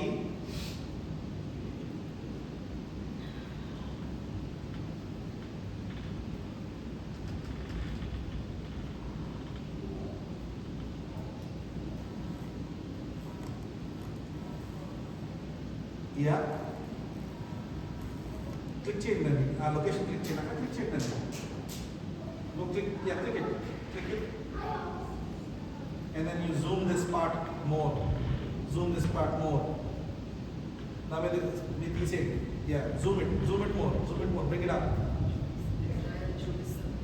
ఆ చూడమ్మా ఎక్కడ ఉన్నది అది? ఇజ్రాయెల్లో ఆయన తీసుకు బలి చేశారు. ఎవరు అతను? ఒక German. He is not a righteous man. He is not a good man. మంచివాడు కాదు అతను. ఈరోజు మనం గమనిస్తూ ఉంటే ఆ వీడియోలో బతుకున్నప్పుడు ఎంతమంది ఆస్కర్ షిండ్లర్ ద్వారా కాపాడబలిగిన వారు ఉన్నారో లేచి నిలబడినట్టే తన అనుకోలేదు. ఏదో మీటింగ్ వచ్చాడు అనుకున్నాడు. అతని కోసమే ఆ మీటింగ్ జరుగుతున్న విషయం తెలియదు. తను కూర్చున్న ప్లేస్ చుట్టూ కూడా తన ద్వారా రక్షింపబడిన వారందరూ కూడా నిలబడిన పరిస్థితుల్లో అప్పుడు అతను రియలైజ్ అవుతున్నాడు వాట్ హీ డిడ్. అతని తర్వాత ఆస్కర్ షిండ్లర్ దగ్గర 1200 మంది పేర్లు ఉన్నాయి. ఆ ఫ్యాక్టరీ బుక్ మీరు చూస్తే 1200 మంది. దాంట్లో బతుకున్నవాడు ఎంతమంది ఉన్నారు? ఆ రోజున 669 మంది ఉన్నారంట. ఈ విధంగా గమనించుకుంటే అతను ఏ విధంగా సత్కరించారంటే ఆ దేశస్తులు ఆయన చనిపోయింది ఎక్కడో జన్మలో చనిపోయిన ఆయన యొక్క శవాన్ని అక్కడి నుంచి తీసుకుని వెళ్ళి ఇజ్రాయెల్ సెమెట్రీ మౌంట్ జయన్ మీద తీసుకెళ్ళి ఆయన్ని బలి చేయడం జరిగింది. ఎవ్రీ ఇయర్ ఒకసారి can you go back brother? Can you please go back? ఆ పైకి వెళ్ళి వెనక్కొట్టండి. ఇంకా గో బ్యాక్ అంటూ you see the pictures. Go back. Images వస్తాయి మీకు. మీరు ఇంకా బ్యాక్ వెళ్తే ఇక్కడ ఏదైనా image Oskar Schindler image open చేయండి. Do you know what that is? దాని మీద రాళ్ళు పెట్టున్నాయి కదా, అదేంటి తెలుసా? యూతుల యొక్క ఒక ప్రాక్టీస్. ఎలా అంటే వాళ్ళకి దేవుడు చేసిన మంచి కార్యాలను బట్టి ఆల్టర్స్ని కట్టే అలవాటు ఎప్పటి నుంచో దేవుడు వాళ్ళకి నేర్పించడం జరిగింది. ఆల్టర్ కట్టిన తర్వాత ఏం చేస్తారంటే అక్కడ ఉన్న జనాలు అందరూ కూడా ఆ యొక్క కార్యము వల్ల డైరెక్ట్గా లబ్ధి పొందిన వారు ఎవరైతే ఉన్నారో స్టోన్ తీసుకుని లబ్ధి పెడతారు ఆల్టర్ మీద. They build that altar with individual stones. ఓ మనిషి వెళ్ళి దేవుడు నా కోసం చేసిన కార్యంలో ఇగో ఈ ఆల్టర్ కట్టిందని నాకు కూడా there is a part for me that I have got a blessing out అని చెప్పి తీసుకెళ్ళి ఓ స్టోన్ పెడతారు. ప్రతి సంవత్సరం ఆస్కర్ షిండ్లర్స్కి వచ్చి యూదులు అలా పెట్టిపోతుంటారంట. ప్రతి year, every year people walk, every year they remove all of it and put stones again. అక్కడ నేను జెరూసలేం సైట్కి వెళ్ళినప్పుడు మా గైడ్ ప్రత్యేకంగా ఈ స్పాట్ తీసుకెళ్ళి మనం చూపించిన విషయం ఏంటంటే, ఈ సైట్కి చాలామంది ఒక 3-4 రకరకాల కంపెనీ వాళ్ళు మెయింటెనెన్స్ కోసం ఉంటారు. ఎందుకంటే దానికి చాలా హైలీ సెక్యూర్డ్ ప్లేస్ అది, తెలుసా మీకు? It is very highly secured. ఆ బరియల్ స్పాట్ అన్నది వెరీ హైలీ సెక్యూర్డ్. ఎందుకు సెక్యూర్డ్ అంటే, ఒక రకమైన ఆలోచన ఏమందంటే, యేసు ప్రభువు వారు తిరిగి వచ్చినప్పుడు మొట్టమొదటిగా ఆయన మధ్యాకాశానికి వచ్చినప్పుడు భూమి మీద ఆల్రెడీ సమాధి చేయబడిన వారందరూ లేవబడతారు అని రాయబడి ఉంటే, జయన్ మీద ఎవరైతే బరియలు చేయబడారో వారు మాత్రమే లేవబడతారనే విధమైన ఆలోచన కలిగిన వారందరూ ఈ ప్లేస్లో బరియలు అవ్వడానికి మిలియన్స్ ఆఫ్ డాలర్స్ని ఖర్చు పెడతారు. అది సెక్యూర్గా లేదనుకోండి, చచ్చిపోయిన వాళ్ళందరూ తీసుకొచ్చి డోంట్ టేక్ మీ రాంగ్, కాశీలో ముంచి పోసినట్టు, అంటే శవా తీసుకెళ్ళి కాశీతో కాల్చేసి దాంట్లో బుడుగు పోసేస్తారా? అలా ధైర్యం ఇది కూడా సెక్యూరిటీ లేకపోయి ఉండుంటే. అందువల్ల ఆవిడ ఏం చెప్పిందంటే, అన్ని చూపించిన తర్వాత she took us there and she showed it.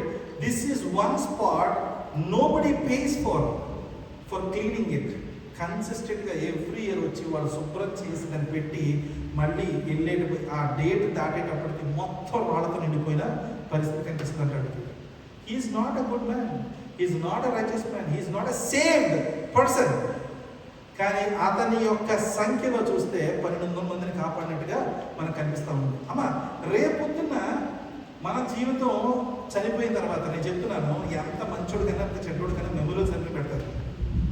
Memorial ceremony పెడతారు. అన్ఫార్చునేట్లీ చాలా దుర్మార్గుడు అయితే కానీ ఆ మెమోరియల్ సెరమనీలో మాట్లాడుతూ వీడంత దుర్మార్గుడు అండి అని చెప్పే పరిస్థితి మన జీవితంలో ఏ ఒక్కడిని చూస్తున్నాం, రైట్? ఎంత చెడ్డోడన్నా ఏం చేసినా పోలేనండి, ఆడ పిల్లల్ని ప్రేమించిన పిల్లల్ని ప్రేమించాడు, లేదా పిల్లల్ని ప్రేమించుకుని అమ్మానాన్ని ప్రేమించాడు, అలా అమ్మానాన్ని ప్రేమించుకుని తాగును ప్రేమించాడు అని ఏదో ఒక విధంగా ఓ 2 మొక్కలు మంచి మాట చెప్పిపోతారు. లేదా ఆడు మంచోడు కాదనుకోండి, ఆడి గురించి ఎప్పుడు మానడం పోతారు. అసలు ఇంకా ఆడి గురించి మెమోరియల్ సెరమనీ గురించి పెట్టేవాడు లేడనుకోండి, పోయే అది కూడా లేదు. మనకు కావాల్సిన సంఖ్య ఏంటి తెలుసా? మనం చనిపోయేటప్పటికి నాకు ఎంతమంది పిల్లలు ఉన్నారు, నాకు ఎంతమంది మనవలు ఉన్నారు, నాకు ఎంత ఆస్తి ఉంది అనే విధంగా చూసుకుని వెళ్తే దేవుడు ఏమంటున్నాడంటే, లోకంలో ఉన్న సమస్తము, the world with all its desires are going to get destroyed అని అంటున్నాడు. ఏం మిగలదు. మనం మిగిలేదల్లా ఏంటంటే ఎంతమందిని దేవునిలో నడిపించగలుగుతున్నాము. This is a very high bar to set up. 1200 మంది పెట్టే వాళ్ళకి చాలా పెద్ద హై బార్. నేను చెప్పనా, ఒక 12 మంది సంపాదించగలుగుతాం. యేసుప్రభునే ఎగ్జాంపుల్గా తీసుకున్నాం. 12 మంది శిష్యులు చేసుకున్నాడు కదా, ఒక 12 మంది సంపాదించగలుగుతామని చెప్తాం.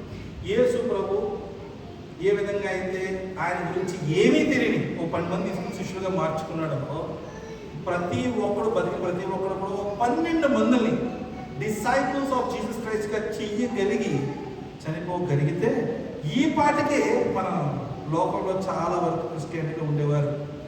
మనం ఆలోచన చేయాల్సిన విషయం ఏంటంటే, దేవుడి యొక్క వాక్యం తెలియజేస్తూ ఉంది, ఆయన నోటితో పేరు పెట్టి పిలిచే వారి గుంపులో మనం ఉండాలి. We can recognise his voice. కానీ ఈరోజు పిలువబడుతున్న ఆ స్వరం ఎవరిదంటే ఆయన డిసైపుల్స్ది. ఆయన డిసైపుల్స్ది. ఈ రోజున నేను ఇక్కడ నిలబడి మాట్లాడుతున్నమాట ఈ మాటలో యేసు ప్రభు నిన్ను ప్రేమిస్తున్నాడు. యోహాను సువార్త 3:16 చెప్తున్నప్పుడు lord so love the world that he gave his only sun అనే మాటను యేసు నిన్ను ప్రేమిస్తున్నాడు అని అన్నప్పుడు నవీన్ పాస్టర్ గారు చెప్తున్నాను అనుకుంటున్నారా? That's not what you are supposed to do. దేవుడిని ప్రేమిస్తున్నాడు అని గ్రహించడం కావాలి. స్వరం మీద మనం వరివద్దు. It is the Lord Jesus Christ who he's given up his life for us. మనం మారడానికే ఇంకా ఆలోచన చేస్తున్న పరిస్థితుల్లో ఉంటే పక్కన మార్చేటప్పుడు మనకి లిస్ట్ ఫామ్ అయ్యేది. మనం ఆలోచన చేసేయాల్సిన విషయం చాలా ఉందమ్మా. లూకా సువార్త 19వ అధ్యాయము ఒక్క చిన్నటి రేణువ, ఒక చిన్న నీటి బొట్టు లాంటిది ఈ వాక్యం మొత్తంలో, బైబిల్ మొత్తంలో తీసుకుంటే అందులోనే ఎన్ని లోతైన అర్థాలు ఉన్నాయి. నిజంగా ఆయన ఈ రోజు చెప్తున్నాడు, if you have heard the word of God, react to it today. మనం సంవత్సరాలు చూస్తాం. బాప్తిజం పొందడానికి సంవత్సరాలు, బాప్తిజం పొందే ముందుకు మారు మనసు పొందడానికి సంవత్సరాలు, బాప్తిజం పొందిన తర్వాత వేరే వారికి సువార్త చెప్పాలంటే కొన్ని సంవత్సరాలు. మన జీవితంలో ఆ యొక్క ఆలోచన విధానం మారాలి. సమయము తక్కువగా ఉన్నది. అందువల్ల మనం చేసే ప్రతి రోజు కూడా మనం కపుల్ ఆఫ్ వేస్లో మన యొక్క స్నేహితుల్ని, బంధువుల్ని, మిత్రుల్ని ఎవరెవరినైతే ఇన్ఫ్లుయెన్స్ చేయగలుగుతామో దానికి ఒక మంచి పద్ధతి ఉంది. దీనికి స్పిరిచువల్ ఫార్మేషన్ ఇచ్చిన ఒక మంచి ఎగ్జాంపుల్ ఏంటంటే, మీ బైబిల్ వెనకన అమ్మ మీ అందరికీ బైబిల్స్ ఉన్నాయి కదా, చక్కగా లాస్ట్ పేజ్లో మన కోసం రాసి ఉంటుంది. ఏం రాసి ఉంటుంది అక్కడ? తెల్ల కాగితం ఉంటుంది. ఈ తెల్లకాయత ఎందుకు పెట్టుకుంటున్నాడు ఇక్కడ? దీనికి ఏం పని అండి తెల్లకాయత అనేది? చూడండి, నాకు ఏదైనా నూనె పెట్టాడు ఇంకా. ఈ ఎలకాయ ఎందుకు పెట్టండి ఈ తెల్లకాయతలు? బాబు మేము రాసిన విషయాల్లో బైబిల్ ఏదైనా మర్చిపోయి రాసామనుకుంటే మీరు రాసుకుని చెప్పారు. బైబిల్లో కొన్ని విషయాలు మేము మర్చిపోయి రాయడం, ఓ 2 పేజీలు మీకు వదిలేస్తున్నాం, మీరు రాసుకున్నానా అంటే దానికి ముందర ఇంకో లెక్క ఉంది. యువతలో ఎప్పుడు పేజీలు ఉంటాయి. వాటికి ఏం సంబంధం అంటే, నా జీవితంలో దేవుడు చేసిన అద్భుత కార్యాలు ముందు రాసుకోండి. In my life what God did, ముందు పేజీలో ఖాళీగా దాంట్లో రాసుకోండి. వెనకాల దేవుని ఎరగని వ్యక్తులు మీ జీవితంలో ఎవరున్నారో వాళ్ళ పేరు రాసుకోండి. ప్రార్థన మొదలుపెట్టేటప్పుడమ్మా మొదలుపెట్టి తీయండి. నోట్లో మాటలు వస్తాయి. ప్రభువా నిజమేనైనా ఇలా కాపాడావు, అలా కాపాడావు, నా కోసం అది చేసావు, నా కోసం ఇది చేసావు కనిపిస్తుంది, ఆనందం వస్తుంది. బైబిల్ మూసేసి ప్రార్థన ముగించే ముందర ఇంకా లిస్ట్ ఉండి, ప్రభువా ఇంకెంత ముందు ఉన్నారయ్యా, వాళ్ళని జ్ఞాపకం చేసుకుంటావా, నువ్వు మందలో మార్చుకుంటావా, నువ్వు పిలిస్తే నీ స్వరాన్ని వినే సంఘంలో వాళ్ళు ఉంచుకుంటావా అనే విధమైన ఆలోచన కలిగి ఉండాలి. ఎందుకు రీజన్ ఇచ్చారు కదా, వైట్ పేపర్స్ ఇచ్చారు, మనం ఎవరో మాట్లాడలేదండి. మడన్న నుంచి రాసేది పేర్లు. మీరు ఇప్పుడు కాల్ చేయడం ముందుకు వచ్చారనుకోండి, మీకు డైరెక్ట్గా చెప్పే ఉద్దేశం లేదనుకోండి, పేరు వేసి దాంట్లో వేసి నాకు మాట ఏం పని లేదు, ఇదే పని కూర్చుని నా ముందు ప్రార్థన చేయడం మేము పట్టుకుంటాం. అది నేను అడిగే విషయం ఎలా ఉందంటే, మనం అటువంటి దృష్టి కలిగి జీవించడం చాలా అవసరతగా కనిపిస్తుంది ఈ రోజున. నేను రక్షణ పొందుతున్నాను చాలు. పొద్దున్న ఒక చిన్న సింపుల్ ఎగ్జాంపుల్ చెప్పాను దీని గురించి. అది మన ఆయన ఎవరంటే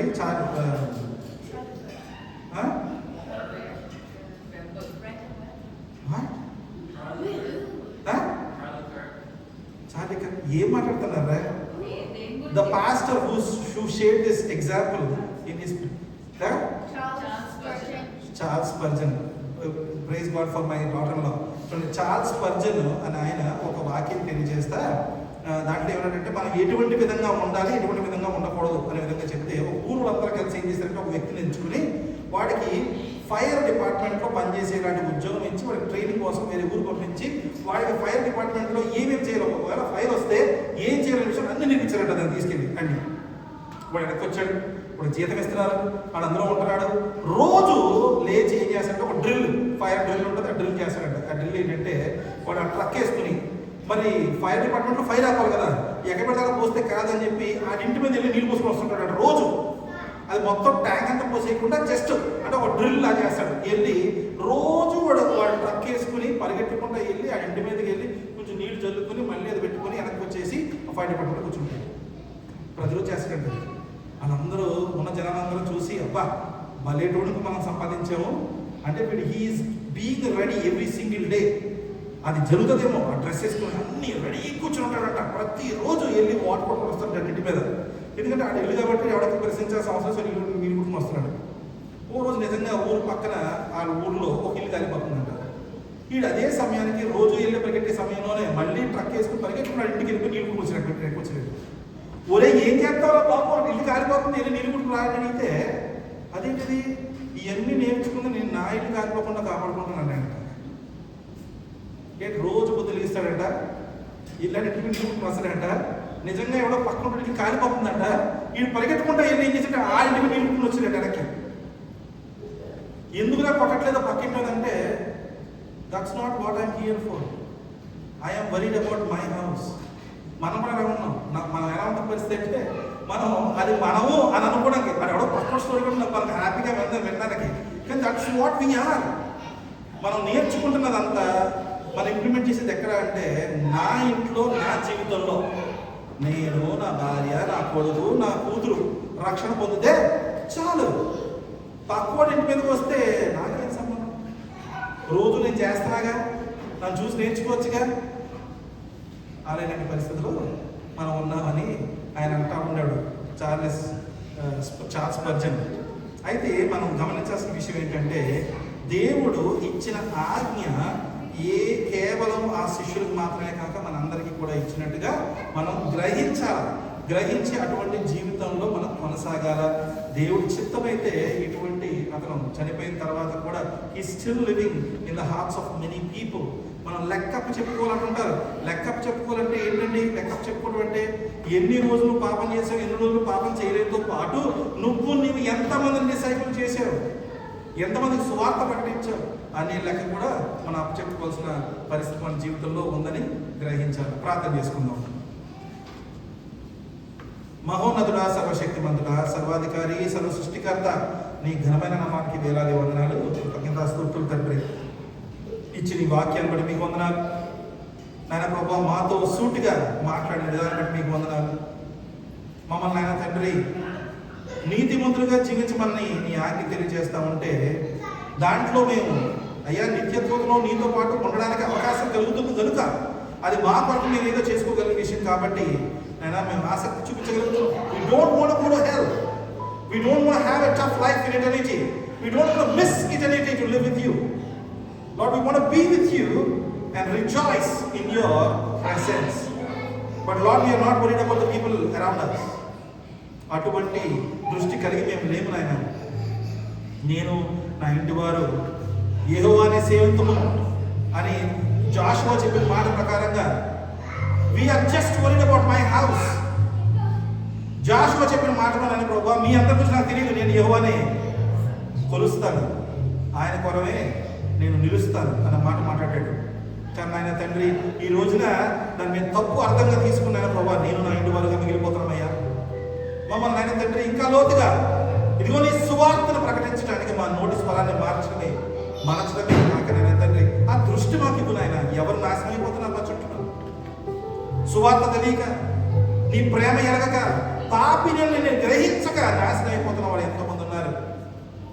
నీ యొక్క గుంపులో, నీ గొర్రెల గుంపులోకి నేను ప్రభువా మమ్మల్ని చేర్చుకున్న విధంగా అయ్యా ప్రభువా నీ మా చుట్టూ ఎంతో వందల వేల మంది ఉన్నారు నాయన తండ్రి.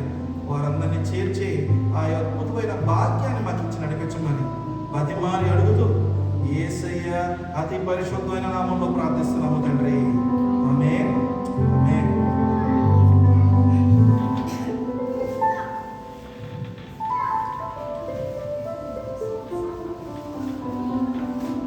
దయచేసి అందరూ లేచి నిలబడినట్లయితే దేవుని నామాన్ని స్తుతించు, కృతజ్ఞతార్పణలు చెల్లించు.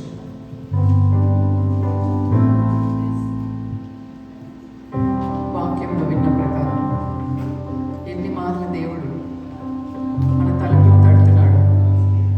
రక్షణ పొందుకున్నాం కదా, మారు మనస్సు పొందుకున్నాం కదా అని మనము ఊరుకోవడానికి లేదు కదా. ఎందరి తలుపుల్లో దేవుడు తడుతున్నాడు. మన తలుపులు మనం దేవుడి కోసం తెరవడమే కాకుండా ఇతరుల తలుపులు దేవుడు తడుతున్నట్టు వారికి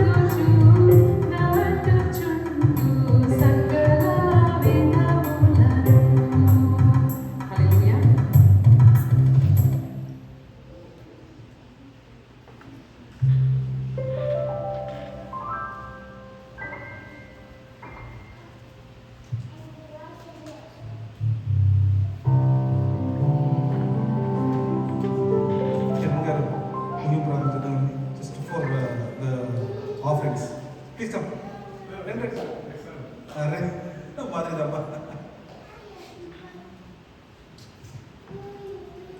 Let us close in prayer. మహాపరిశుద్ధ సైనికుల దేవిని ఘనమైన మనకి వేల స్తుతులు స్తోత్రాలు తండ్రి. ఈ ఆదివారం 22వ సర్వీస్లో పాల్గొనడానికి మీరు ఇచ్చిన సమయాన్ని బట్టి మీకే వందనాలు స్తుతులు స్తోత్రాలు తండ్రి. చిన్న ముందుగా కోడి మా మధ్యన మీరు ఆసీనుడైంది తండ్రి. మీరే పాటల ద్వారా మనం పొంది ఉన్నారని నమ్ముచున్నాను తండ్రి. వాక్యం ద్వారా తండ్రి మా అందరితో మాట్లాడి ఉన్నారని నమ్ముచున్నాను తండ్రి. మేము గ్రహించి తండ్రి దాన్ని విని పాటించటప్పుడు మీరే మాకు సహాయం చేసి నడిపించమని అడుగుచున్నాను యేసయ్య. మీ సువార్తను అనేక మందికి చాటించడానికి మీ సహాయాన్ని దయచేయండి. మీ జ్ఞానంతో నింపండి తండ్రి. మీ మార్గంలో నిలబడి నడుచుటకు కావాల్సిన శక్తిని తండ్రి, జ్ఞానాన్ని మీరే దయచేసి తండ్రి. దాన్ని తప్పిపోకుండా నీ నామంలో నిలబడి నిన్ను గురించి అనేక మందికి చాటించడానికి మీ సహాయాన్ని అందించమని అడుగుచున్నాను తండ్రి. ఇక్కడ ఉన్న ప్రతి బిడ్డని నీ నామంలో జ్ఞాపకం చేసుకోండి. నీ గాయపడిన హస్తంతో తండ్రి వారిని తాకి వారికి అవసరాలకు ఆకర్తగా తోడండి సహాయం చేయమని అడుగుచున్నాను తండ్రి. మమ్మల్ని క్షేమంపై ఇక్కడికి తీసుకొచ్చినందుకు మీకే వందనాలు స్తుతులు స్తోత్రాలు యేసయ్య. మరలా మేము మా ఇంటికి వెళ్ళుచుండగా తండ్రి ప్రయాణంలో తోడండి సహాయం చేయండి తండ్రి. ఇక్కడున్న ప్రతి ఒక్కరి కుటుంబాన్ని జ్ఞాపకం చేసుకోండి. చంటి బిడ్డను మొదలుకొని తండ్రి పెద్దల వరకు మీరే జ్ఞాపకం చేసుకొని వారి తోడుని నీ సహాయం ఇచ్చి నీ బలపరిచి నడిపించుకొని అడుగుచున్నారు తండ్రి. మా సంఘాన్ని జ్ఞాపకం చేసుకొని తండ్రి సంఘాభివృద్ధికి కావాల్సిన సహాయాన్ని దయచేయమని అడుగుచున్నారు తండ్రి. అనేక మందిని తండ్రి పరిగెట్టి తీసుకొని వచ్చి ఈ సువార్తలో పాల్గొనేటప్పుడు నీ సహాయాన్ని దయచేయండి తండ్రి. నీ వాక్యము తండ్రి ఈ చుట్టుప్రక్కల ప్రాంతంలో విస్తరించటప్పుడు నీ సహాయాన్ని దయచేయండి తండ్రి. మీరు ఇచ్చిన ఈ సంఘ కార్యక్రమం దీవించి ఆశీర్వదించండి తండ్రి. సంఘాభివృద్ధికి పాల్గొట్టకు నీ సహాయాన్ని దయచేయండి. ఇక్కడున్న తండ్రి రానున్న కాలంలో తండ్రి మీ మినిస్ట్రీ పనులు జరుగుటకు మీ సమస్త సహాయాన్ని దయచేసి ప్రతి ఒక్కరిని దీవించి ఆశీర్వదించి కాచి కాపాడమని యేసు పరిశుద్ధ నామములో ప్రార్థించి పెడుతున్నాం తండ్రి. ఆమేన్. ఆశీర్వాదం తీసుకున్నాం తల్లి. నిలబడిందంటే ఆశీర్వాదం తీసుకున్నాం. ఇప్పుడు మన తండ్రి అయిన దేవుని యొక్క ప్రేమ, ప్రభు అయిన యేసుక్రీస్తు కృప, పరిశుద్ధాత్మని సహవాసం కూడి వచ్చిన మనందరికీ సదాకాలము తోడై ఉండును గాక. ఆమేన్. ఆమేన్.